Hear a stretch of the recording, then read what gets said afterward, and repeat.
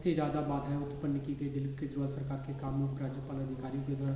उसके बावजूद हम फायदे का बजट लेके आ रहे हैं और साथ ही उनका ये भी कहना था कि लोगों की प्रति व्यक्ति आय बढ़ी है और वो राष्ट्रीय स्तर की तुलना में 2.5 गुना ज़्यादा है। कैसे देखते हैं? देखिए, दिल्ली ने अरविंद केजरीवाल जी के नेतृत्व में न सिर्फ स्कूल अस्पताल के नए मॉडल स्थापित किए हैं बिजली पानी के, बल्कि पूरी अर्थव्यवस्था में भी एक नया मॉडल जो है देश के सामने प्रस्तुत किया है। दिल्ली के अंदर आम आदमी पार्टी की सरकार लोगों को बिजली पानी, स्कूल अस्पताल, महिलाओं की यात्रा, बुजुर्गों की तीर्थ यात्रा, तमाम सुविधाएं दिल्ली की जनता को दे रही है।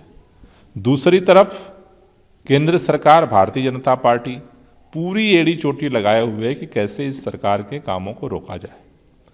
लेकिन उसके बावजूद जब पूरे देश के अंदर राज्यों का जो बजट जो है वो घाटे में जा रहा है, लगातार कर्जा बढ़ रहा है, ऐसे समय में दिल्ली के अंदर इन तमाम सुविधाओं को देने के बावजूद दिल्ली के अंदर प्रति व्यक्ति जो आय है वो बढ़ रही है, जो नेशनल मापदंड है उससे 2.5 गुना ज़्यादा बढ़ी है। उसी तरह से दिल्ली के अंदर लगातार जो बजट है वो सरप्लस में जा रहा है, घाटे में नहीं जा रहा है। तो मुझे लगता है कि अगर ईमानदारी के साथ एक सही विजन के साथ काम किया जाए तो देश के अंदर भी ये बदलाव संभव हो सकता है। जी, एक दिल्ली में दिख रहा है जो लगातार पत्र व्यवहार हो रहा है सीएम और एलजी के बीच में। बीते दिनों हमने देखा कि तीसरी बार राज्यपाल ने लिखा, पहले एलजी ने लिखा, फिर सीएम ने जवाब दिया, फिर कल एलजी ने लिखा। उस पर दिल्ली सरकार की तरफ से सफाई आई कि एलजी की तरफ से कहा गया था कि बीते दिनों में जो बयान दिए गए आम आदमी पार्टी नेताओं द्वारा वो कहीं ना कहीं अपमानजनक थे। और ऐसे में आप कैसे कह सकते हैं कि उपराज्यपाल अपमानजनक भाषा का प्रयोग कर रहे हैं? देखिए, दिल्ली के लोगों को चिट्ठी नहीं चाहिए, दिल्ली के लोगों को काम चाहिए। दिल्ली के लोगों के 10 लाख लोगों के पानी के बिल बढ़ करके आए हुए हैं। सरकार उसको माफ़ करना चाहती है, उसका समाधान करना चाहती है। मुझे लगता है कि एलजी साहब को इसमें हस्तक्षेप करके और अधिकारियों से बात करके इसका समाधान करवाना चाहिए। आपको लगता है कि ये क्रम रुकेगा? और अब क्योंकि उपराज्यपाल की तरफ से लेटर में कहा गया था कि हम चाहते हैं कि मिलकर काम करें। नहीं, मिलकर के काम करने तो हम भी तो कह रहे हैं कि इसका समाधान किया जाए। बस मार्शल सड़क पे घूम रहे हैं 3 महीने से, उनका समाधान करने की ज़रूरत है। लोगों की पेंशन रुकी हुई है, उसका समाधान की ज़रूरत है। क्योंकि जब से सुप्रीम कोर्ट के फैसले को पलट करके केंद्र सरकार ने कानून बनाया है, उसके बाद से जिस तरह से अधिकारियों की कार्यशैली बदली है, जिस तरह से लगातार हर फाइल को रोकने की कोशिश हो रही है, उससे जनता का काम प्रभावित हो रहा है।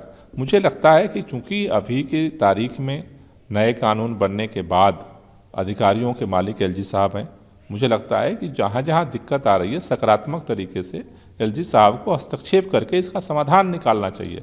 दिल्ली के लोगों को चिट्ठी नहीं, समाधान चाहिए। जी, एक ही दूसरा पॉलिटिकल डेवलपमेंट दिख रहे हैं काफ़ी सारे। वहाँ के मंत्री ने इस्तीफा दिया जो वीरभद्र सिंह के पुत्र थे, उन पर दबाव बना कि इस्तीफा स्वीकार नहीं किया जाएगा। उनकी माता का भी बयान है, उन्होंने कहा कि बीजेपी की जो कार्यप्रणाली है वो कांग्रेस से अच्छी है, जबकि वो कांग्रेस की नेता है। अब देखिए, उन्होंने क्यों ऐसा कहा वो तो वही बता पाएंगे।